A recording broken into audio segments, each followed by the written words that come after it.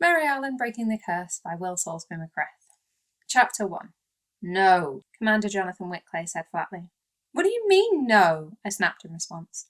You are not suitable for the position. He didn't even have the decency to look at me. Well, why the hell not? He sighed, finally looking up, leaning his elbows on the desk and steepling his fingers. Firstly, he began, your gender. The Brotherhood of Guardians does not accept women. Secondly, you appear to have difficulty with authority. That's discrimination, I spoke with venom. What's wrong with having a female guardian? It's not like I'm going to... I stopped and frowned. What is it you think a woman would do to disrupt the Guardians? When he didn't immediately answer, I moved on to my next point. On the second count, I only argue when it proves necessary. Plenty of your Guardians have the same rule, only when they do it you call that initiative. The answer is no, Miss Arlan. He looked back down at his file and picked up his pen. You're excused. I leaned forward, placing my hands on his desk. What if I could prove to you that I would make an excellent guardian? He glanced up just long enough to shoot me a flat look. There is no proof you could possibly show me which would change my mind at this juncture. Good day, Miss Arlan. Kitty! I hammered on the bathroom door.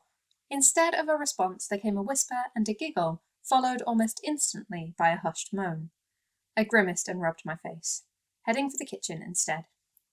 Mornings had always been my least favourite time of day, something working nights had only amplified.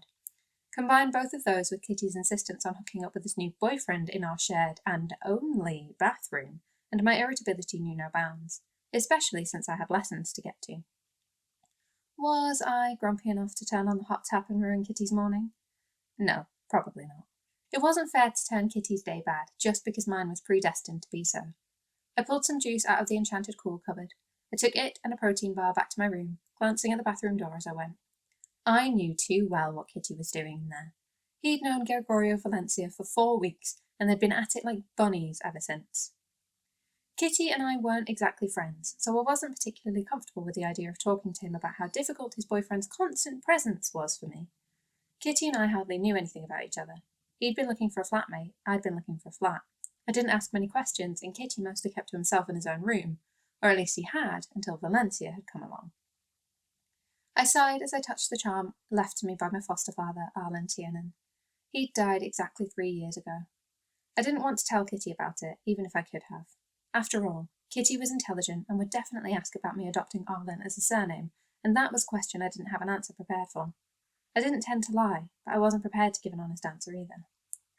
I got to campus early enough to divert into one of the bathrooms and clean up a little before my spell singing lesson, at least wash my face and brush my teeth. It always seemed pointless to look nice for those lessons anyway. Between Professor Sorensen insisting that her students run up the stairs to her classroom and the effort we'd been exerting in each session, I always finished up needing to shower afterwards.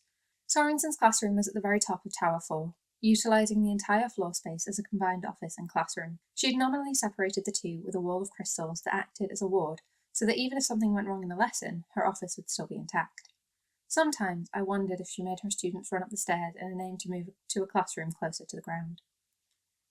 When I got home, Kitty was out, his shoes missing from their usual spot by the door. Taking his shoes off upon entry was definitely a habit he'd picked up from living with me. My loose shoulders tensed when I spotted a golden brown head poring over papers at the dining table in the kitchen. I hadn't noticed him until I perched in the plush green armchair nearest to the door to unlace my boots. While the kitchen opened up into the living room, the dining table was obscured from view of the front door.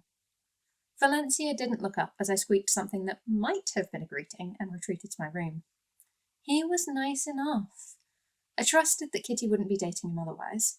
However, the prospect of a relative stranger's even less known boyfriend spending time unsupervised in my home was somehow not hugely reassuring. Valencia enjoyed cooking, which was great for Kitty because he got home-cooked meal regularly without getting distracted by alchemy practice, but terrible for me since it meant I so often found Valencia in my kitchen. He probably wouldn't have minded sharing the space, but I had no desire to find out whether or not that was true. Instead, I showered and headed back onto campus. Commander Whitclay took lunch in his office at midday, so I headed there immediately after my own lunch. "Good day, sir," I greeted. The commander was overworked if his desk was anything to go by, constantly covered in papers and files that strayed onto the floor.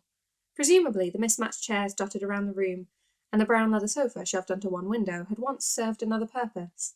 Now they were resting places for yet more papers. His lips twitched into either a smile or a grimace. I couldn't tell. "Miss Arlan," he sighed, "what can I help you with today?" "I'm petitioning to join the Brotherhood of Guardians." "No." "Why not?" "We've been over this, Miss Arlan." We had. It had been a semi-constant contest between the two of us. I'd started my second year at the university almost 3 moons ago. Every day for the last 2 weeks I had sought out Commander Whitclay to petition him. The first time, I hadn't known what would happen, hadn't known that Guardians only accepted men, hadn't known that I needed to use the word petition to get anywhere. It had been a somewhat steep learning curve. Each time perfecting the petition a little further, each time a step closer to acceptance. "I maintain my position," I said with falsified confidence. Couldn't look directly at Commander Whitclay, so I turned my gaze to the lamp stood behind him. I hadn't known what the Brotherhood of Guardians was until I moved to the island of Shima 5 years ago, but as soon as I learned about them, becoming one became my dream. I should have known it was a bad idea to petition the commander when I was already unhappy, but an acceptance from Whitclay could have changed the course of my day. Not to mention, I didn't want him to start thinking I was giving up. Dejectedly returning home revealed that Kitty was still out, and thankfully Valencia had joined him, although his Guardian cadet uniform was hanging to dry in the bathroom. Maybe Valencia had moved in and nobody had told me. I couldn't help but trail my fingers over the embroidered G and the Guardian crest on the top. I sighed and made myself a quick dinner before heading out to work. "Kitty," I groaned from under my duvet. "I told you, I'm working nights. Can't you and Valencia go be bunnies elsewhere? Doesn't he have a home?" I stumbled to the door, yanking it open to find Kitty looking sheepish, hand still raised from his infernal, unending knocking. His hands shifted to pull his shock of red hair into its ubiquitous messy ponytail. The cream-coloured jumper he wore when he wanted to answer the door without changing out of pyjamas swamped him, making his short frame all the smaller. The sleeves extended to cover his hands as soon as they fell back to his sides. "Mary," he whispered, turning his face down, freckles hiding under a pink flush when he realised I was also in my pyjamas. "Are you a sensitive?" "What?" "A sensitive. I thought you were, but—" "Why?" "Gregorio's aunt needs help." Without much more information, Kitty urged me into the living room. I stared at the trio sat on the sofa, acutely and uncomfortably aware that I was still in my pyjamas. "This is my aunt," Gregorio introduced from his position on the far right of the sofa. He gestured at the woman sat beside him. Her ears marked her as an elf, the tips in sharp points that aimed towards the crown of her head. Judging by her midnight blue day armour, she was either a mercenary or a woman with a penchant for getting into trouble of the violent variety. I leaned towards mercenary as I noticed the dual swords strapped across her back. I looked between her and Gregorio, searching for the family resemblance. They were both gold elves and had similar brown hair with gold highlights, medium brown skin, and glinting gold eyes. The sharpness of their noses matched. It was difficult to compare Gregorio's wavy hair to hers, since hers was pulled tightly back. "Raquel Valencia," she greeted with a nod. Definitely a mercenary, then. Something about her made me uncomfortable, but I couldn't put my finger on what. I turned to look at the final visitor on the other end of the sofa to Gregorio. Another stranger. "Calic," he said, his voice deep and clear. Tight black curls lay across his forehead. He was totally human, musculature defined even through his Guardian uniform. The white of his shirt contrasted with his dark skin in the same way Commander Whitclay's did, though Calic had a green colonel stripe under the Guardian crest, rather than Whitclay's commander red.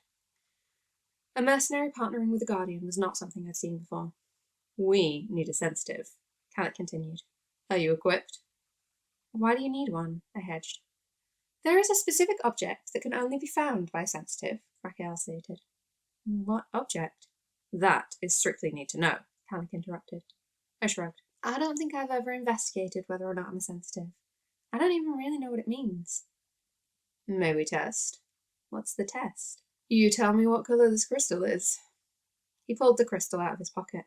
The light from the light globes on the flat bounced off it, somehow not marring the colour. "Yellowy amber?" I offered. "What?" Kitty blurted from over my shoulder. "It's clear quartz, isn't it?" "Not according to the box it came in, and the fact that Miss Arlan can see its inherent magic," Calic rebutted. "What else can you tell us?" He leaned toward me. I examined the crystal. It almost extended its glow, as if reaching out toward me. I couldn't help but lean away from it. rubbing my nose as I noticed the sensation of something brushing against it. The longer I look at it, the more it seems to want to eat me, I shrugged. So, sight only?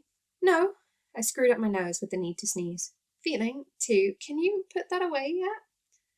Calic closed his hand around the crystal, shoving it back in his pocket. Congratulations, Miss Arlan. You are officially a sensitive. Great. Sarcasm coated my voice. And what does that mean? A sensitive, Calic explained, is someone who can, without effort, sense the inherent magic in an item, a person, or a situation.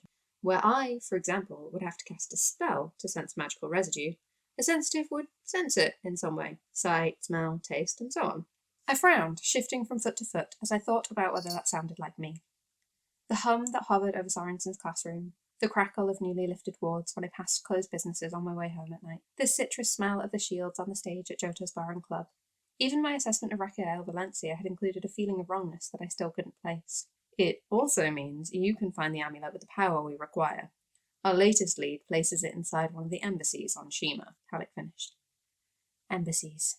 Everyone had an embassy on Shima, and the embassies were always filled to the brim with high-born dignitaries, ambassadors with more investment in their own interests than anyone else's, and pompous jerks. But which embassies did Calic mean? All of them, or just a few? The most maintained and well-used were the human, elven, and goblin embassies. My heartbeat snapped like a bowstring at the concept. Guardian involvement or not, I didn't relish the idea of putting myself into someone else's trouble, especially not at such a high risk. Find another sensitive. I don't deal with highborns. I sped back to my bedroom, closing the door firmly behind me and leaning on it while I focused on breathing evenly. Don't panic. Nobody can force you into the embassies. You turned them down very politely and didn't give enough information for them to start piecing anything together. He's not going to find you. Raquel Valencia could find somebody else to help her. Sensitives couldn't be that few and far between. This has been Chapter 1 of Merry Arlan Breaking the Curse by Will Salisbury MacGrath. To buy your very own copy of the novel, check the description box for links. It will also have all of the information for where you can win your very own copy or some exclusive Merry Arlan Breaking the Curse merchandise as part of my birthday giveaway that I'm running for the beginning of December. I hope you enjoyed this. If you did, please let me know. If you want a full audiobook, please leave a comment so I've got a general idea of how many people actually want this, because I am working on it, but it is very, very difficult to get done. And as always, there is a link to everywhere to find me, my book, and support me in the description box. I hope you have a great day. Bye.